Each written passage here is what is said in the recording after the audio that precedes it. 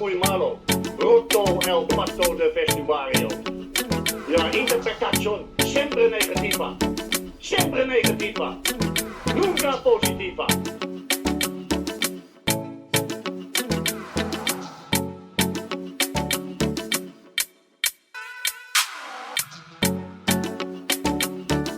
Hello and welcome to the final Monday podcast of the season. Barcelona ending the campaign with a 3-1 defeat to Valencia after a week of partying and trips to Bad Bunny and Portaventura. They perhaps were never expected to win that game as they ended the season with 94 points, 6 short of the 100-point target Hansi Flick had set them after winning the league against Real Madrid a couple of weeks ago. This is Siempre Positivo, and we're not going to delve too much into that Valencia game. We're going to reflect over what has been a fairly successful season once again for Hansi Flick's side and dish out some end-of-season awards. I am Sam Marsden, as ever, joined by Rik Sharma and Toni Joan Marti. Rik, how are you? Yeah, not too bad, thanks. I have to be honest, like Barca's team, it seems, I wasn't paying that much attention to the Valencia game. Had to keep an eye on the other 8 matches at the same time, with obviously a lot going on the final day in La Liga. Yeah, lots going on at the weekend. Like you say, there was the relegation race to be decided. Girona and Mallorca joining Real Oviedo in the second division next season. Deportivo joining Racing Santander in Primera División next season. We're still waiting for the third and final team who will be promoted via the playoffs. Also on Saturday, of course, was the Women's Champions League final. Barca beating Olympique Lyonnais 4-0 in Oslo to win the competition for a fourth time. And Tony, I'm guessing you weren't watching any of these games. You were following some of the biggest youth games around Catalonia. How are you doing? Good morning. How are you? Yes. Now getting in touch with a new world for me. Youth teams, meeting young players, scouts of foreigner teams, paying attention to Catalan football, meeting scouts from Nottingham Forest, Bournemouth. So random. There is a world behind all this new reality regarding agents, players, clubs. So happy. What about you? Yeah, good. A little bit tired. Had a scala. What's it called in English? Just a stop, a change, A layover. Layover. But you went in Frankfurt. So a longish journey back from Oslo. Had time to do some tourism? Oof, not much. Just the typical stuff. I messaged a journalist who used to live in Madrid, in Spain, from Norway, Tor Halstad. He gave me the lowdown on the sort of things you have to do, a couple of areas and things to visit around the city, down by the harbour and Opera and Akabrig and Karl Johan Street, and just like the very, very typical, obvious things that you can walk around and tick off in an hour. Nothing exceptional.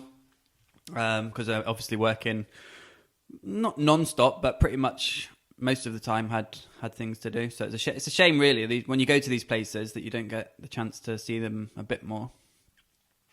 Because I don't know when I'll be back in Oslo, but it was nice, yeah. I know you went last year, didn't you, to Norway? Yeah. I only spent Oslo one day. Yeah, to be honest, it was lovely. Yeah, I hate visiting cities. I prefer rural, mountain, and taking the car and making kilometers. But to be honest, Oslo was quite interesting. I enjoyed it a lot, yes. What most impressed me, and probably people would be like, well, yeah, it's normal, it's just what happens there, or it's just like what happens here in the summer, but just like knowing the sort of daylight situation there and how the light lasts so much longer, and then having it at like 11 o'clock when you're still out and you're like, oh, this light is amazing, is like another thing that was nice. Yeah, I remember that from St. Petersburg for the Russia World Cup 2018. There it was just light all the time, even at like 3 a.m. out there, it was still light. I'm sure people will know better the light situation in Norway than me. Yeah, it was about 11 o'clock when it was getting dark this weekend. I'm sure in the summer, once you get into June, July, it lasts longer. I don't know if it's as long as St. Petersburg. I guess obviously the flip side is they get all the darkness in the winter. Right, let's move on to Barcelona's season then. They've gone back-to-back under Hansi Flick, winning the Liga for a second year running by 8 points in the end from Real Madrid. Probably could have been more if they wanted it to, but as we said, switching off in games against Valencia and Alaves at the end of the season after wrapping up the title in the Clásico. They also won the Supercopa, beating Real Madrid in the final, second season in a row again, winning it under Hansi Flick. But disappointment in the other cup competitions, both times against Atletico Madrid, both times because of disastrous first legs. failing in their heroic comeback attempts in both the Champions League and the Copa del Rey against Diego Simeone's side, which leaves the season a little bit, I wouldn't say tainted, but a feeling of that perhaps it could have gone a little bit better. So we're going to get into that. We're going to talk about best player, best young player, most improved, most disappointing, best moment, worst moment, game of the season and goal of the season, and any other reflections Rik, myself or Tony may want to bring up. We'll start with player of the season, top of the show, top prize. Rik, do you want to bring some names to the table? I think for me there's probably 2 clear names. I don't know if you want to throw any more in there. Player of the season. I think there are 4 clear names, 4 options. 4? Wow. But some are better than others. But yeah, I'd say 4 names that I think, if someone included in their top 4, I think would be reasonable. Okay, don't give us any inclination as to who will be your top 1 or 2, even though we probably know once you say the names. I'd be interested to hear who the 4 are. Just name the 4, just the 4 names. The 4 in a random order are Pedri, Rafinha, Lamine Yamal, and Joan Garcia. Vale. Tony, how many candidates do you have for the Player of the Season award? Do you have 4, or do you think it's a much shorter shortlist? I think it's between 2 of them, clearly. For me, 3. No, 4. Same 4? Different 4? Eric Garcia, Pedri, Lamine, and Fermin. No Rafinha, no Joan. No Rafinha, no Joan. No Joan Garcia. Well, yeah, my top 2, because I've already said it's a 2. I'll chuck a third person in there, but my 2 are Lamine and Joan. Lamine and Joan Garcia. Am I... No Pedri? Not in the top 2. No, I think he's behind them. I think I know Lamine's had injuries and missed the end of the season. I know Joan even had an injury, so perhaps it's slightly unfair, but Pedri had a couple more injuries this season. When he came back, he had a dip in form where he wasn't as important. I don't feel like he made a mark. I can't think, and maybe I'm wrong, maybe you'll prove me wrong. I can think of several times when Lamine did something exceptional this season, when he won a game for Barca, when he, going back to the very first game, and yeah, it's a cross and an own goal, but against Levante, the second game, after Mallorca, when he crosses to win the 3-2 comeback late on. Obviously, the goal against Oviedo, the hat-trick against Villarreal, lots and lots of Lamine moments, of course. Big game moments as well when he's played well, and I can't think of so many from Pedri. Joan Garcia, not so much perhaps in terms of big games, but I can't think of as many players that have been so key in winning Barca points. I think we spoke about him recently when I spoke about the big games he had against, both games against Rayo Vallecano, away against Espanyol when Barca won 2-0 with 2 late goals because of some great saves he'd made during the game, etc. So that was my reason for putting those 2 ahead of Pedri. Not to say Pedri wouldn't be in my top 3. I'm thinking hard about my third person now, but just to say why he's behind those 2 for me. Yeah, that's fair. I understand, but I would defend Pedri in that. I don't expect Pedri to be coming up with these big moments that Lamine Yamal comes up with. It's not Pedri's key attributes. Yeah, maybe I've not explained myself so well, but I'm not necessarily talking about big moments. I'm just talking about big performances when you go, Barca won that game because Pedri was incredible. What counts against Pedri strongly, I think, is the fact that he had a great first half of the season, and then the second half of the season was a little bit dogged by injuries, and then came back and he wasn't at a good level when he came back, and he was very bad against Atletico Madrid in the key Champions League game. I mean, it could be true. I could be having some recency bias in here in terms of, like you say, his second half of the season, after coming back from the injury, he wasn't the same. But I mean, if I go back to the first half of the season, for example, at Newcastle, certainly an incredible performance at St James's Park in the Champions League group stages. He was brilliant in that game. There were big games early on in the season, so maybe I'm being slightly unfair, but like I say, because he dipped off after the injury, by his standards, always by his standards, I'm still saying he's had a fine season, that he's still probably in my top 5, possibly will make my top 3. I'm thinking hard on who to put third. For that reason, he's behind those 2. Right, we'll do what we did last season for democratic reasons to decide the Siempre Positivo player of the season. We'll go 3-2-1 in terms of third, second, first, and we'll give points. How many points do we give, Rik? Is it 5 to first, 3 to second, 1 to third? I'm happy for that, yeah. I can't actually remember, but yeah. Okay, then. Who are you ranking third? In fact, what I remember was you said last time, because it was difficult to calculate the points, you were going to blow the points up. So if 10 for first, 5 for second, and 1 for third. We'll do 5-3-1, and I'll see if I find it complicated. Who have you put third? Maybe your maths has improved over the last year. Third on my list is Joan Garcia, 1 point. 1 point for Joan Garcia. Tony, who have you gone for third? Tony didn't even have Joan Garcia. Third, Fermin. Firmino. 1 point. Yeah. Do you know, I'm going to admit what a coward I am. I was, for the interest of the podcast, Firmino was on the list for third place with a few other players who've all been mentioned, whether it was Pedri, Rafinha. I mean, Rafinha's numbers in the games that he's had have been very, very good. He's just, again, like Pedri, missed big games, big moments. He's probably done as much, if not more, than Firmino. But yeah, I'm going to sneak in Firmino. He's second in goal contributions for Barca after Lamine Yamal, 13 goals, 17 assists. That hat-trick against Olympiacos had some big moments. I think, yeah, I'm going to go Firmino third. And the reason it's cowardly is because if Tony hadn't put Firmino in there, maybe I'd have had doubts about you two slaughtering me for going Firmino. But because Tony's put him in there, I feel emboldened to include Firmino. I'll talk about Firmino later. But what I would say, despite his fantastic numbers, the reason I haven't got him in the top three is I still have doubts about him in terms of performance levels in games. No, me too.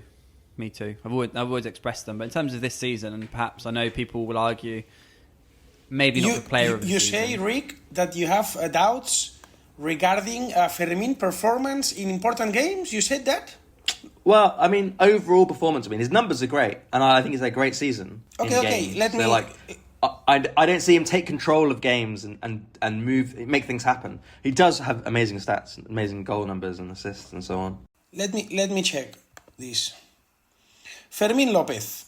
But you can't check this. Yeah. Important games. That's not what I said. No. You said that you talked about his level in important games. No, about taking control about his play within the game, his performances as a whole. Vale.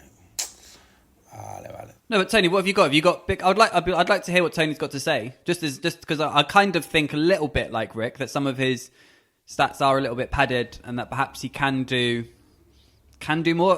Almost not as a criticism, almost as if that's the next step for him. That's the next step for him. Like, he's 23. Yeah. He's established himself now. He's had those first couple of seasons. This season, he's taken his numbers to the next level. Now the next step is to sort of, whether he has it in his locker or not, I don't know, is to go out and really, you know, how many times have we come out of a big game talking about a Lamine or a Pedri or a Rafinha, and how many times have you come out of a big game, and not necessarily even us, but people outside of the Barca circle, and obviously probably increasingly, to be fair, but just off the top of my head. So I'll be interested to see, Tony, what was your counter argument? Let's say we're criticising Firmino.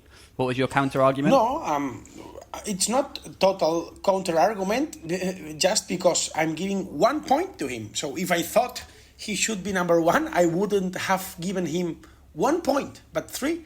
So it's obvious that for me he has not been the best player of the season, but I still think he continues to fight against some people like Rick that still do not believe that he's a reality, no? Because his name has not the same marketing, no? Because if probably his name was Firmino Jr. and was coming from Palmeiras, then probably we would say another thing. It's a guy who scored in the Olympics when Spain won. It's a guy who scored a hat-trick against Bayern, scored against Madrid last season. This season, he has created 1 goal or assist per game in Champions League. That's why I was saying, what do we mean when we talk about important games? Champions League. 6 goals, 4 assists in 11 Champions League. Almost 1 goal or assist per game. In total this season, 13 goals, 17 assists. More than 3,000 minutes. I mean, he was not easy to take the place from Dani Olmo. No, not easy even to take the place from Rashford. And he has been started also in the left as a left wing, and he has done really good job.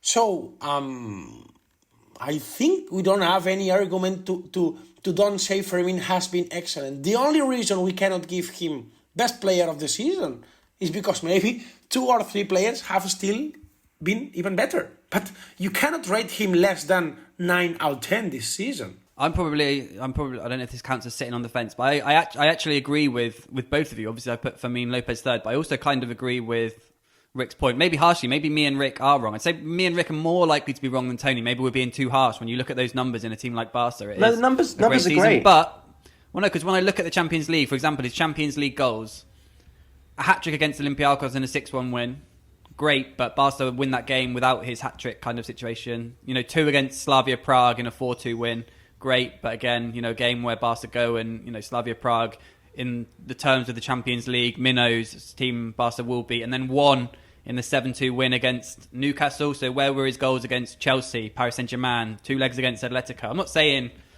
there's criticism. I put him third as well because I think he's had an incredible season, but just in terms of leaning into Rick's point a little bit about, the next step for him. Yeah. I think that's exactly. A next step is the right way to word it. It's not that he's had a bad season; a very good season.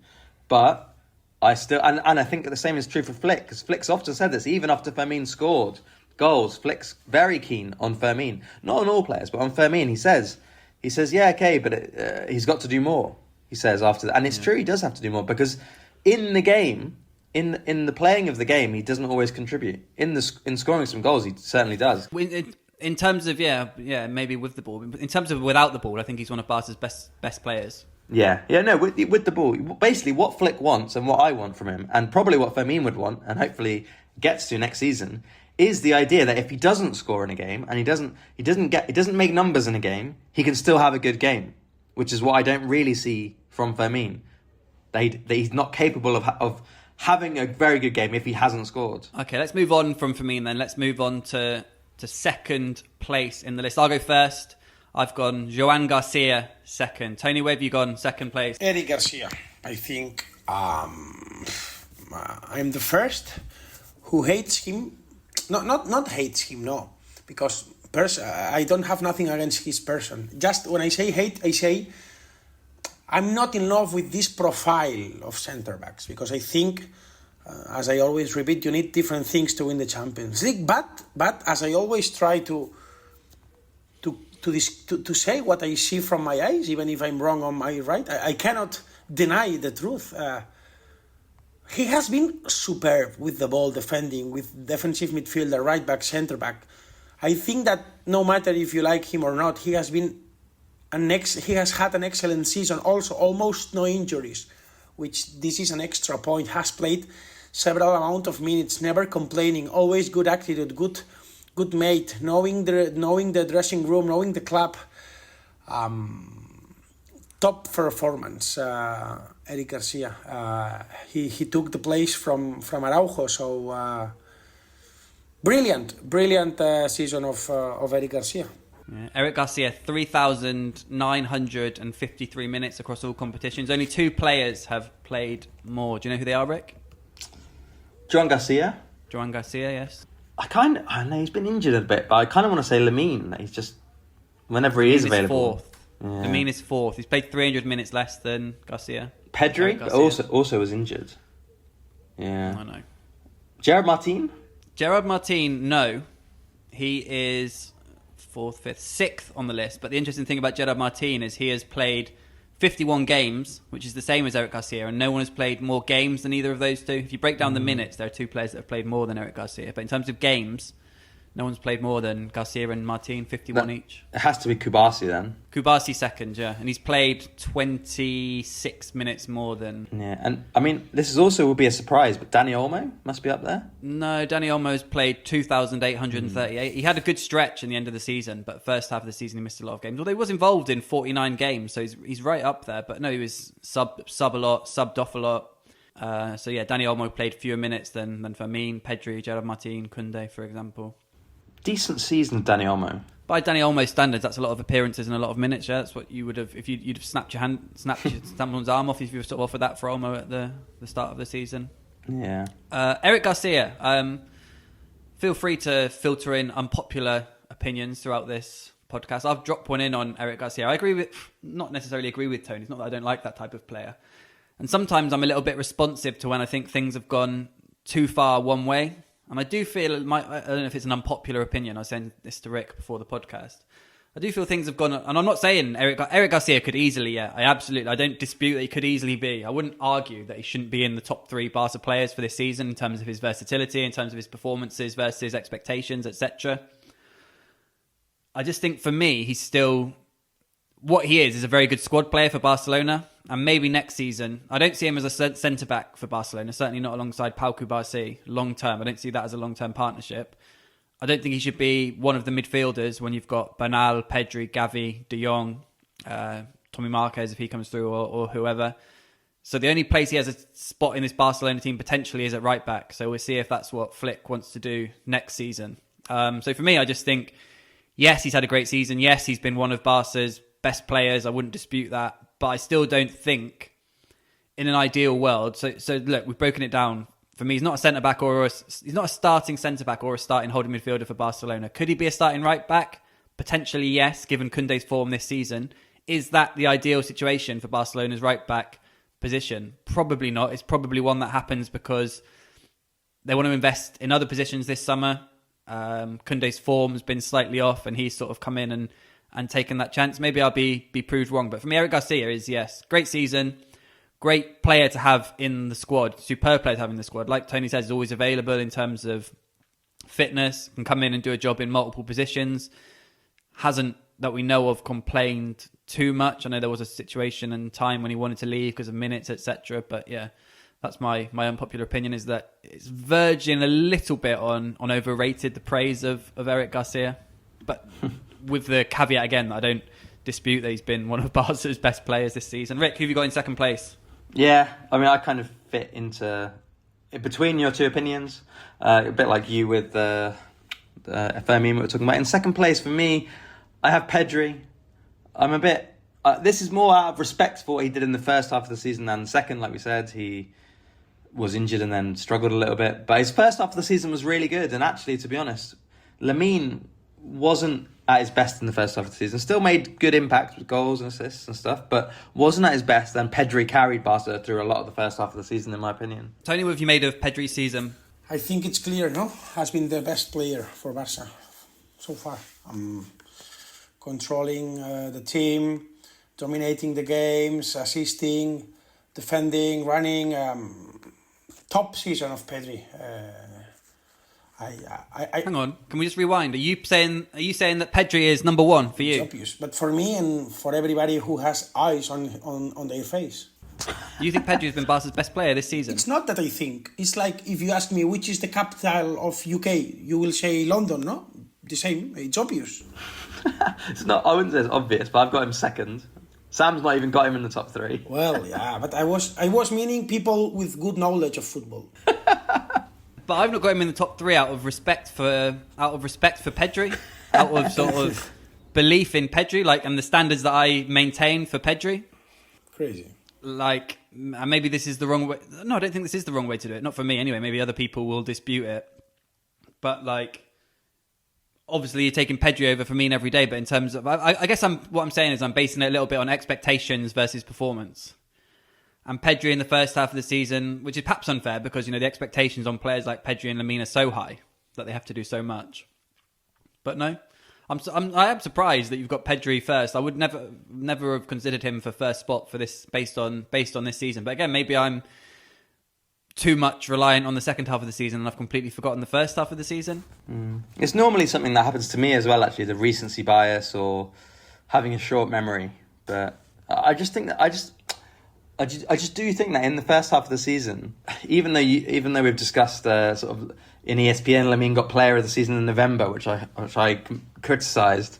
I just remember Lamine. Rewind. We weren't giving out Player of the Season in November, mate. Player of the month in November. I think you were wrong as well because I think it was a different month. Because I remember going back and looking at it, it was someone else, and you were wrong, and it was a different month, and you slightly changed your mind. It rings a bell. Yeah, maybe. But I just remember in the first half of the season. It was Pedri. Ferran's goals in the first half of the season were important, and Lamine was getting numbers without shining, without being the best Lamine that we later saw. Yeah, so Pedri number one for Tony. I was going to come to Tony for number one first. I wasn't expecting it to be Pedri. I'd almost written down that we all had the same person. Rick, who have you got in first place? Yeah, in the end, it's Lamine Yamal for me. I just think he is Barca's best player. He's one of the very best players in the world. That's why he came second in the Ballon d'Or. Maybe could have come first after last season. This season, a slightly different version of Lamine. I think Tony has pointed out, and correctly in the past, that this season Lamine's changed a little bit. He's no longer quite as sort of omnipresent in games in terms of a million dribbles, blah blah blah blah blah. But instead, he's making bigger impacts rather than more impacts. And in the second half of the season, he was at an absolutely supreme level.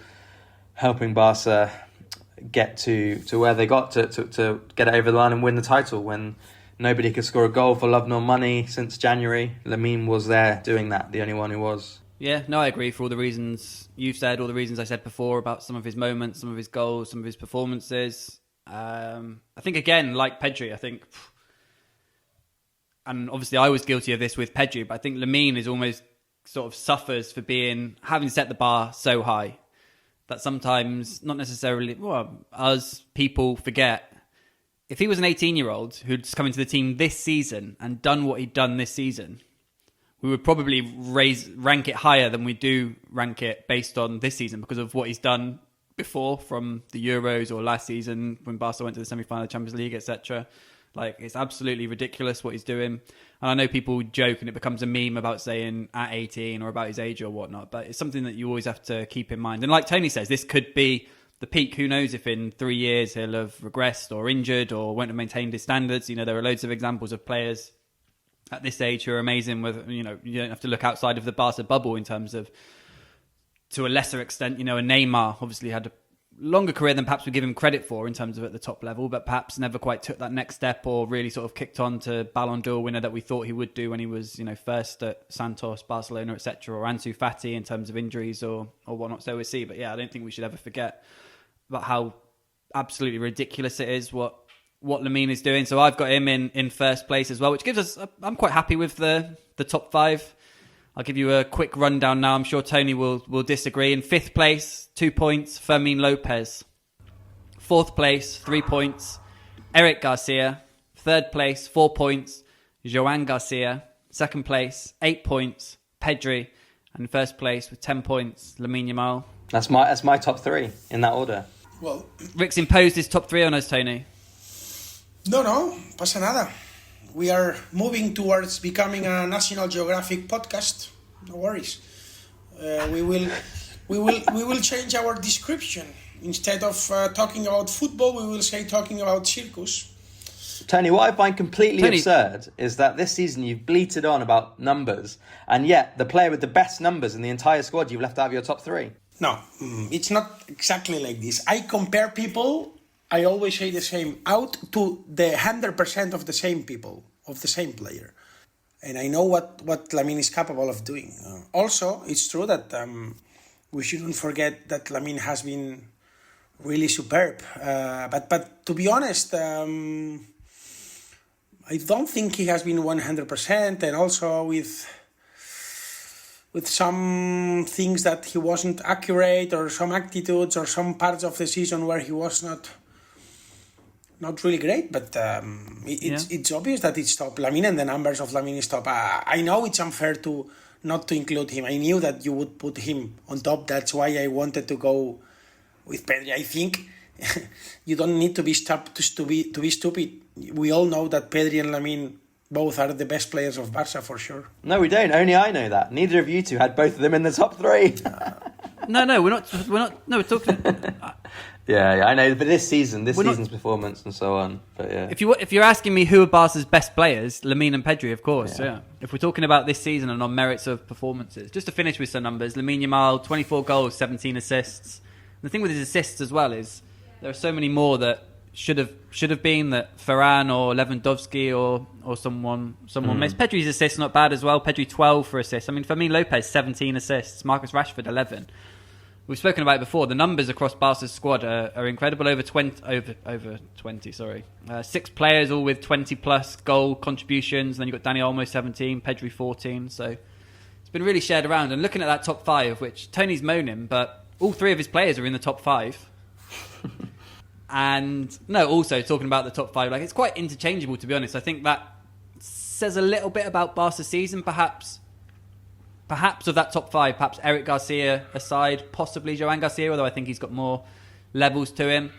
Perhaps none of them were at their very best in terms of, you know, Pedri and Lamine, especially in terms of what we expect from them. They could, I think the feeling we have is that they can go up at least 1, if not 2 gears. And that's probably why, I mean, also because of injuries and untimely moments and decisions, that's why Barca have perhaps come up short in some of the other competitions. Yeah, I think that's a fair point. To me, it speaks to Lamin's quality that even though he's had moments of the season where he's not been fit and he's not been in sort of the best way, he's still, for me, the best player. I see it different. Because it's exactly because we know how big is his quality, I am more demanding to him. Well, but not with Pedri. You're not demanding with Pedri. You're happy for him to have a 6 out of 10 season by his standards and name him the player of the season. Not demanding? Playing devil's advocate Not a little demanding? bit. You think Pedri has not been excellent? What do you need more from him? He wants him to come to your house and do the cleaning also? No, I would like him to have been... I mean, some of it's not his fault. Some of it was to do with fitness. I would like him to have been a little bit more present and a little bit better in the second half of the season. In the Atletico Madrid games, in the Champions League, etc. I know he was off the back of an injury, but there were games when I felt he didn't quite have the impact that he has done at other moments last season and at the start of this season. Vale. Yeah. I also think Sam's right in that if Barca had a more clinical striker, you would get better numbers from Lamine and from Pedri. Pedri is capable of putting some amazing passes through, but they don't always get put away. No, it's true. This point is true, that if we have to put a negative part, is that it's true that some couple of games, this last 10 games of the season, he has not been as brilliant as he was. This is totally true. Atletico Metropolitano, Champions League, quarter-final, second leg. That's Pedri's lowest ebb as a Barca player for me. Young player of the season. Always such a difficult award to give at Barcelona because there's so many young players and it's difficult to gauge, obviously, between player of the season and young player of the season and whatnot. Rick, what age limit are we saying? Under 21 or under 23? 23. Either way, no Gerard Martin. 23. Under 23. Well, it depends. If you said... I think quite often with these awards, it's 23 and under at the start of the season. But there's another category for Martin anyway. I'm sure he'll come into most improved. We won't dwell on a top three. We'll just throw some names in the mix. Rick, what young players of the season were you considering? For me, it's Fermin Lopez, young player of the season. Young player of the season, Fermin. Yeah, so he's 23. As we've spoken about, very good season. I think a season he can use as a jumping point to continue to improve from, like we said, in other aspects of his game. Did you consider anyone else? I mean, Pau Kubasi, obviously, still young, still very good. We're excluding Lamine, I assume, as he's finished top of the overall rankings. But I mean, he's 18 still till he's 19 in just ahead of the World Cup final. You do know that Pedri is the same age as Fermin as well? Pedri, bloody hell. Pedri, to me, seems like he's 35 years old. Like, he's 23. But it feels insane to give Pedri the young player of the award. I'm a little bit on that side of the fence with, even though we've clarified 23 and under, I'm a little bit kind of with Fermin as well. Yeah, Pedri's close to a Lifetime Achievement Award. Yeah, I know, yeah. Although you'll never beat that photo. Is it at the Olympic Games or the Euros when he's in the... Oh no, where he just looks completely dead, yeah. I mean, players 23 and under with significant minutes: Fermin Lopez, Pedri, Alejandro Balde, Pau Kubasi, Lamine Yamal, and then also they've all played over, well, Balde not quite 3,000, but all of them 3,000 or more. And then over 1,000, you've also got Marc Casado and Marc Bernal.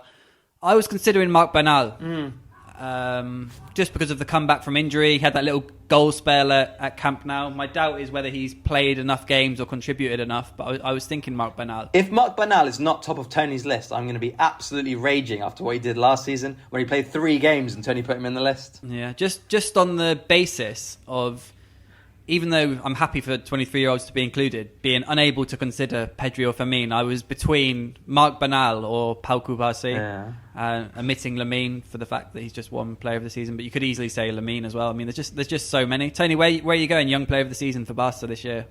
Gerard Martin cannot be included, no, because it's not under 23. No, then. No, he's 20. He's 24. Yeah. No, same as Robert Lewandowski can't be included. Well, last time Tony wanted to put Wojtek Szczesny in as well. No, para mí, yes, Rick said it, Marc Bernal. I find it very complicated after that long injury to be back at that level with some important goals, to put Frank in the bench, even if Frankie was injured. I think it's never easy to be back from an injury of this size, and I definitely think In terms of mentality, he's very strong. We always talk about Gavi and all these things, but I would go with Marc Bernal, definitely. I'm in love with the way he plays, and I think he has a great future in this club. That's decided then. Marc Bernal, young player of the season. I think we can agree to give it to him. Let's move on to most improved, which does give us a chance because, I'll go first on this one.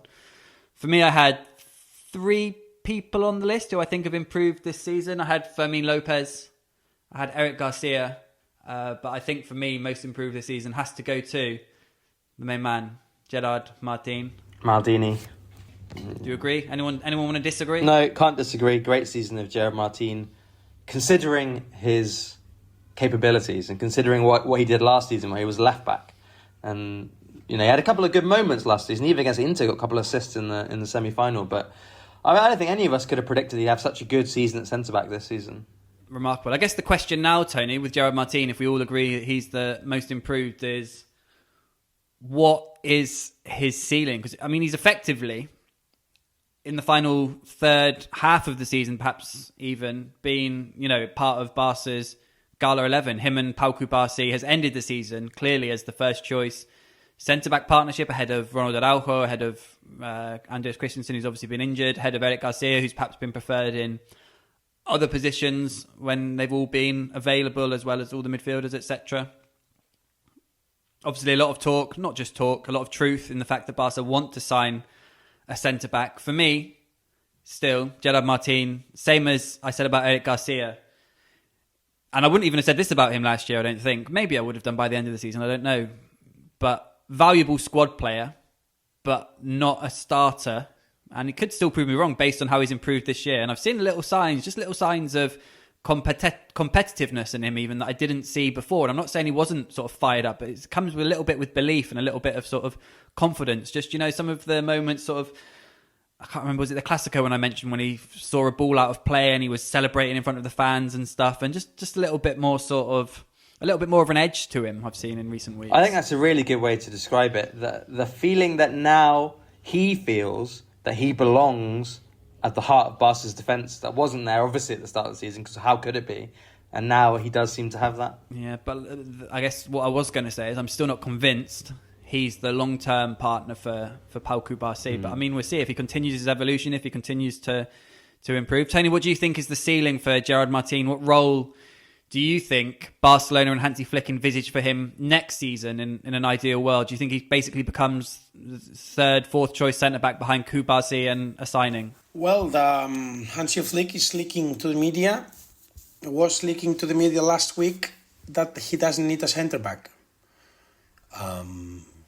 Don't forget that coaches, they like to put to themselves medals, no? And Gerard Martin has been kind of a creativity of Hansi Flick, he's in love with him. So I can imagine a big role for Gerard Martin, to be honest. Next season, I see him starting. Yeah, I see him starting. Because I don't think Barca will end up signing a short-term performance centre-back. I can imagine Barca signing some young, interesting centre-back who maybe could do the pre-season with the first team, but would play, in my opinion, with the second team. So I imagine big plans, big role for Gerard Martin next season. For me, it's normal. He has been excellent. Nothing to say. Other thing is, if you ask me my opinion, as I say sometimes, football, Barca and Madrid right now are far away from Premier League, and nowadays Barca and Madrid need to be a company, need to play the Dow Jones. Also, it was not necessary 20 years ago when everybody was waiting for you, when you could spend whatever you want. Now you need to make profit, and you need to play in the Dow Jones, as I say. This is like the Bitcoin. Gerard Martin now is I cannot imagine him being much better of what he has been. So if any club comes with 15 or 20 million, I would definitely sell him. That's my opinion. But I think that Deco is afraid sometimes of these things because people can criticize, or maybe Hansi Flick wouldn't be happy. But if they give you 18, 20 million for Gerard Martin, no way I wouldn't not accept it. I find it really hard to see anyone paying that for him, which sounds crazy when you think that Which is his value in Transfermarkt? Let me check. Yeah, but I mean, the value is relative in the sense of, even though he's been a very good performing centre-back for the La Liga champions, you look at Gerard Martin and there's no way... 25 million market value, eh? Yeah. But you look at Gerard Martin and there's just no way that a Premier League team thinks we're going to buy Gerard Martin and make him our centre-back. It just wouldn't work at all. It works in La Liga. It wouldn't work in the Premier League with Gerard Martin at centre-back. So I don't think his real value is going to be what it says in Transfermarkt, because clubs won't pay it. Yeah, let's see. Let's move on to the slightly negatifa section. The most disappointing player this season. I've drawn up a 6-player shortlist, but based on very different criteria. They're in little categories, little subcategories of 2. For spoiler, one of mine will come probably from the first 2, who are just players whose performances dipped compared to expectations and compared to last season. I don't think it's any surprise to know it's the 2 fullbacks in terms of Jules Koundé and Alejandro Balde. The next little subsection is 2 players who, for different reasons, have perhaps not played as much. In the second case, perhaps a little bit like Pedri, perhaps because recency bias in terms of not being available and injuries. And they are Ronald Araujo and Frenkie de Jong. And then the last subsection is slightly sort of like players you probably wouldn't even consider for most disappointing player, that I just included just to make a reference. But Christensen, because obviously he just missed the whole season. Remarkable that they're probably going to renew him. Let's see if he can stay fit. I hope he can. And then the second one in that last little sort of hardly seen them category is João Fernandes, just for the lols of the January departure after Hansi Flick had put so much stock in him. So Tony, where are you going? Most disappointing Barca player this season? Es una buena pregunta. I think I go with Ronald Araujo, because for me, as I always say, I keep saying the same, his profile is totally needed to win tournaments like Champions League. But esto, I don't know how to say in English, una cosa no quita la otra. Even if his profile for me is great, with his conditions, the way he has lost the train, the mentality, out of shape, because he's very explosive as a player in terms of speed. The less you play, the less fast you are, then you become like kind of low center back, not really electric. It's disappointing. And to be honest, this next year is going to be all or nothing, because I know that right now he's not thinking on leaving. He will take it like a reset. But yes, I can say that if he's not able to do a comeback, we are probably going to face his last season as a Barca player. So for me, it's the worst thing, and it's a pity. It's a pity to see this situation of Araujo. Rick, most disappointing Barca player this season? Okay, I'm going to give a different name, but my actual answer is Araujo, and everything that Tony has just said I agree with. But I'll give a different name just to have, just to give a bit more variety. I think Marc Casado, the fact that he's played so little, the fact that he hasn't been able to bounce back from what happened towards the end of last season, I think that he's a player that I think he would have expected that he could do better than he has this season. This could be a season where he, I guess the Spanish is like reivindicarse, like to vindicate himself, is, I guess you could say in English, is kind of the same thing, like to prove his point. But he hasn't. He's just proven that he's not fit to play for Barca, really. Marc Casado doesn't disappoint me because I didn't have any expectations from Marc Casado. Yeah, it's fair. It's fair. The thing is, the first half of last season he did quite well. So he raised the bar a little bit of what we expected from him, but he's not been able to live up to it since. But Well, I'm split now because you've said Marc Casado, but you said Araujo. What are you saying? Because otherwise it's going to split the vote. Is my answer. Yeah, Araujo. Well, I was between Koundé and Balde, so my vote doesn't matter if you've both gone Araujo. Anyway, it's going to Araujo. I changed my vote. I forgot about Koundé. Koundé was abysmal this season. I've changed my vote. Araujo, I'm not surprised he was bad. Koundé was. I've absolutely changed my vote to Jules Koundé. I completely forgot about that. Koundé was great last season. Started the season as one of the best right backs in the world, and has had a genuinely horrific season. He was Siempre Pod top 3 right backs in the world, wasn't he? Along with Hakimi and was there anyone else up there? We couldn't think of anyone after Hakimi, could we? To rival Koundé after last season? Maybe not. After last season, yeah, and then he's completely dropped off a cliff. Has to be Koundé. Oof, so now I've got the deciding vote between Koundé and Araujo. Yeah. So maybe Tony would reconsider as well. Tony, what do you think about Jules Koundé in terms of actually disappointing you from what happened last season? Araujo's level's not got much worse from last season. Koundé's is a huge drop. No, I don't agree. And he has not been excellent, but not a disaster. In my opinion, he has completed some good games, maybe some a little bit inconsistent.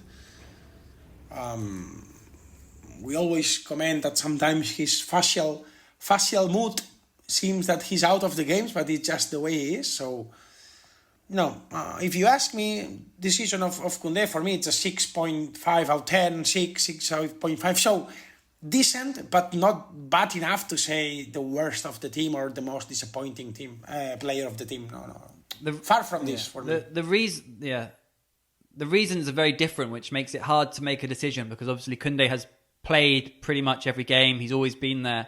He's not quite hit the levels we've expected. Whereas Araujo's he missed a big chunk of the season. Yeah, not through his own fault. Completely support his decision to take that mental health break, and he came back. But prior to that, he had been poor. Obviously, the decision making against Chelsea, which led to that break, and the red card was poor. And when he came back, he's just not had an effect at all. And it's just been really sort of telling for me in the final weeks of the season as well. Even once Barca had wrapped up the La Liga title, sort of how few minutes he even had then in terms of, he came on as a sub in games. Obviously, he did start against Valencia finally, but I think that was his first start since Barca had won the league. You thought, right, the league's wrapped up. Araujo will probably start the next. Was it 4 games to go still after the Clásico? So yeah, very, very surprised the lack of minutes he had after then. So I'm sort of convinced myself to lean towards Araujo because Rik was leaning towards him as well. But they're both very different criteria. It almost feels like they can't be grouped together. Yeah. I would say Koundé last season was 9 out of 10 and has dropped to a 5 out of 10 this season. Whereas Araujo last season was, 5 out of 10? And this season's a 3 out of 10? Let's give it to I'm happy to give it to Araujo. Just because I think I do agree Koundé's dropped. I think it's... Thinking now, I feel a little bit unfair to say he's been the most disappointing, but he's certainly in the conversation. Yeah. Let's move on then. Let's just look back at some of the highlights and lowlights, and thinking about the moments for this year. I mean, there were so many great moments last season in Hansi Flick's first season, in terms of those Champions League games, for good and bad. It's Inter, Dortmund, Bayern Munich, the Clásicos. And they haven't quite been as many moments or games this season. Rik, any sort of standout moments or games for you? Just on a general reflection level. We're not giving out awards here per se. Yeah, general reflection level. This is not a big moment for many people, but I quite like seeing Barcelona smash Valencia 6-0 at the Johan Cruyff, just as something different to see Barca's first team playing at the Johan Cruyff. It was funny because it's crazy that Barca are playing in a sort of 5,000 seater stadium. Obviously, a very good result. I think it's the best result they had in the season in terms of goals scored and by the biggest margin. I guess also the second goal in the Copa del Rey against Atletico, when the comeback felt like it was on and there was this sort of surge of belief. Obviously, it never transpired. Same with the first goal at the Metropolitano against Atletico in the Champions League semi-final. First and the second goal in that game, of course, when they got back level. You still had the 7-2 at home to Newcastle in the Champions League. Destruction of Newcastle, which was chaotic and fun. First big Champions League night back in Spotify Camp Nou. Like you say, they did have some big wins. The 6-0 against Valencia. There was a 6-1 against Olympiacos at Montjuic when Fermin scored a hat-trick. in terms of just crazy games, there was that one at Real Betis. I think it was just before Christmas or just after Christmas, the 5-3 win when Shark banged in a hat trick. Yeah, I think, I mean, if you're just talking about pure moments, a moment that will never be beaten, well, probably a slight exaggeration, but never be forgotten. Not because of the game or the performance per se, it's just winning the Clásico, to win the league at Spotify Camp Nou. Like we said, it's the first time it's ever happened. Barca winning the league courtesy of a result in the Clásico. I mean, Gavi speaking about that this week. I mean, obviously at the time, the players were all like, oh, we don't mind when we win the league, we just want to win it. He was like, I wanted Real Madrid to beat Espanyol so we could beat them at home and win the league against them. And even though the title was pretty much a foregone conclusion by then, just the whole build-up, the fight between Tchouaméni and Valverde, the fact it was a Clásico, the fact Barca could win the league, made the occasion good. And obviously the two early goals, at 2-0, you wanted them to go on and hammer them. So there's almost sort of an air of, not disappointment, but did you ever used to play Championship Manager, and if you were like 5 or 6-0 up at half time, it would just finish 5 or 6-0, and you'd almost be sort of disappointed to only win 5 or 6-0. It's like, go out and score another 5 or 6. That happened to me yesterday watching Villarreal against Atletico. They were 5-1 up just after half time, and I was like, oh, this could be smashing for the ages. But then Villarreal just chilled. But I think when we look back on this season in 10 years and you break it down, 15 years, that's what you'll remember. Winning the league in the Clásico against Real Madrid is probably the one big standout moment, despite the other games we've talked about. There were no massive Champions League occasions. Obviously, the Atletico one at Camp Nou was a damp squib. There was brief hope of a comeback in the second leg, like you say, more of a moment than a highlight, because obviously what happened after. Group stage, there was losses to Paris Saint-Germain, losses to Chelsea, the draw at Club Brugge, so no huge Champions League nights either. Copa del Rey again, Atletico. I mean, that second leg against Atletico was fun, because the first game with the Gran Animación back at Barca to try and sort of spur them on, and there was a moment when they got the second goal just before half time when you thought this is on, and then when they got the third goal and they still had time to go, but again, it didn't have the ending. Perhaps if it had the ending, the fourth goal and then a win in extra time, well, of course we would be talking about that as one of the great moments of the season as well, but it didn't quite happen. It's a season of nearlies, I guess, for Barca. Tony, any moments that stand out for you? No. No. Nothing special. I said that it's easy to improve when the last season it's been a disaster. Coming from Xavi, it was all roses. But this season for me has been different. I know that some of you have different opinions. For me, it's easy. When you answer no to the question, would you be happy to repeat next season? It means that you have not achieved your goals. Because for me, what is good or good enough, you always want to repeat it. Barca players saying not. I always say the same. What only matters for Barca is Champions League. So you ask me for the very best of. So, no very best of, team consistent in La Liga, good spirit, good mentality, and all these things. But for me, the case... Can I throw one out to you, Tony? Because I think the happiest or the most positive I've seen you about Barcelona this season...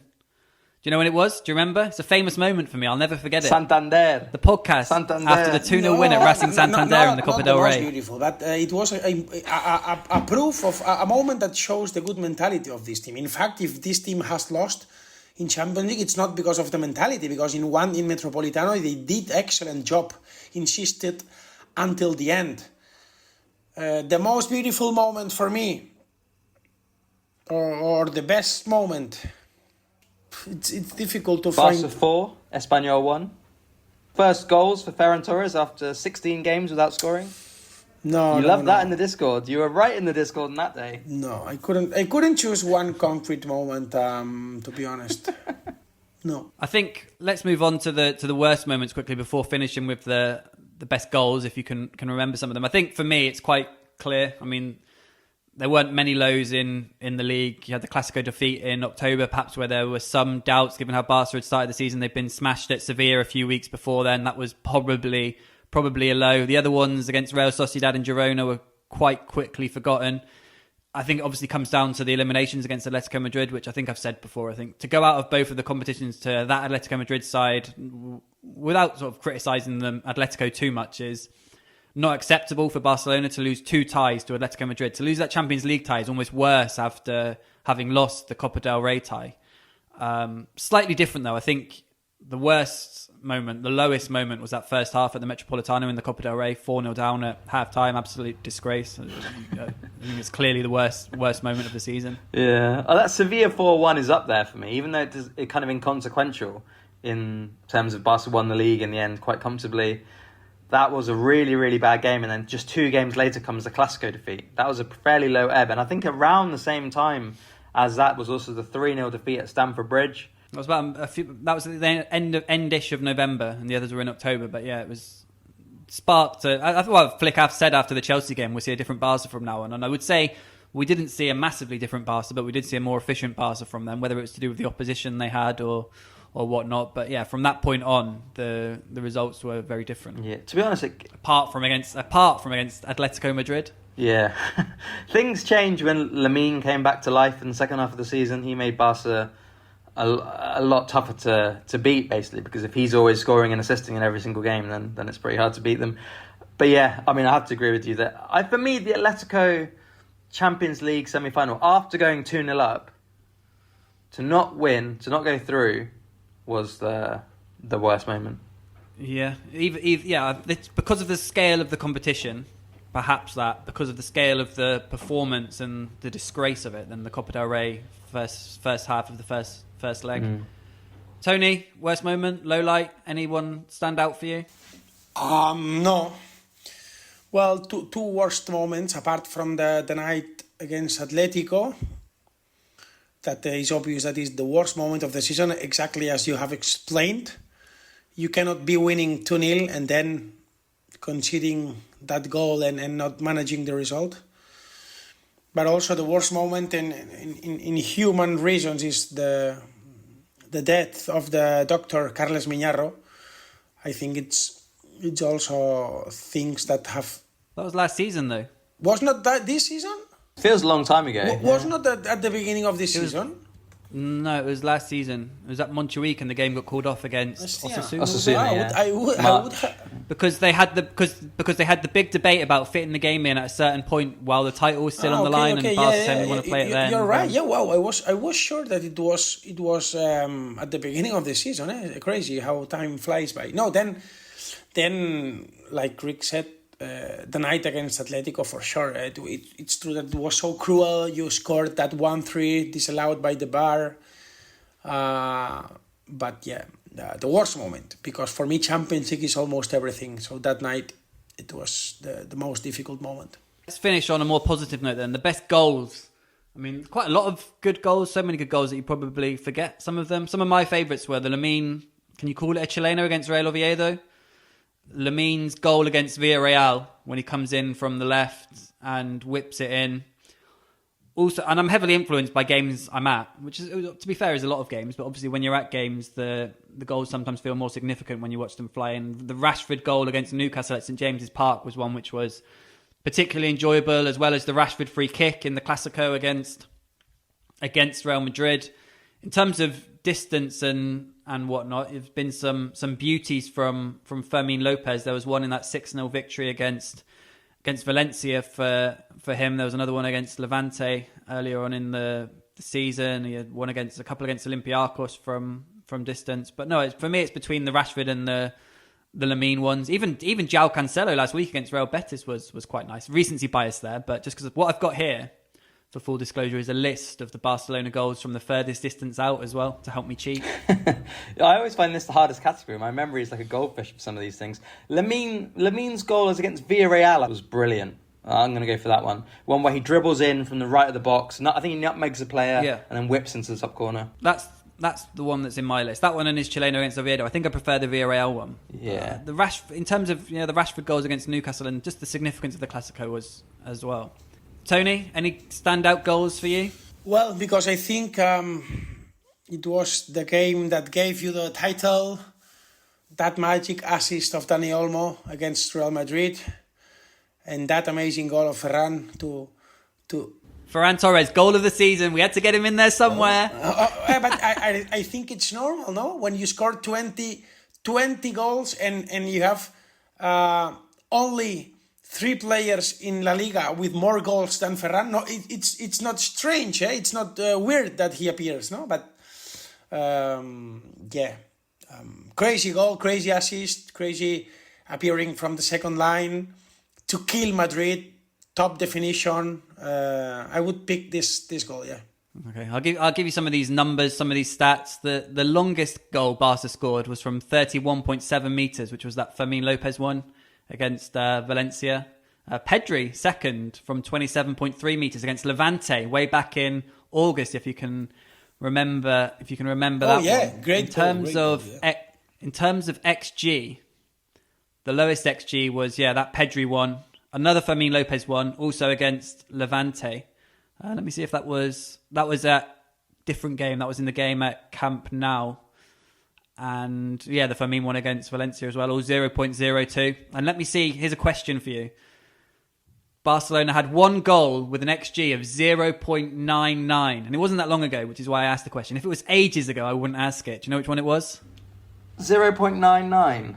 You've spoken about the game today, Rick, already. Oh my God, this shows you my memory, doesn't it? I don't remember, but as soon as you say it, I will remember.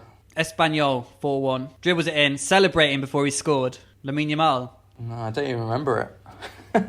You don't remember the Espanyol game? I remember the game. 4-1. I remember the 2 goals of Ferran Torres, and Tony's gloating in the Discord, but not much else. There's one in the second half where there's a big mistake from Espanyol and Lamine Yamal's in and he's clean through.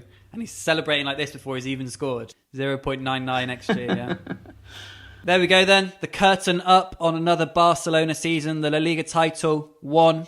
Supercopa won, but short in the Copa del Rey and the Champions League, which gives them something to aim for next season as they continue their fight for their first European Cup since 2015. Next podcast, we will do ratings of our 3 best quotas, worst quotas of Sam, Rik and Toni. We will do always... Quotes. We will do self-rating with our best... ¿Cómo es? Pronóstico? Predictions. With our best prediction, worst prediction, best comments, more ridiculous comments, most ridiculous Rick Sharma award.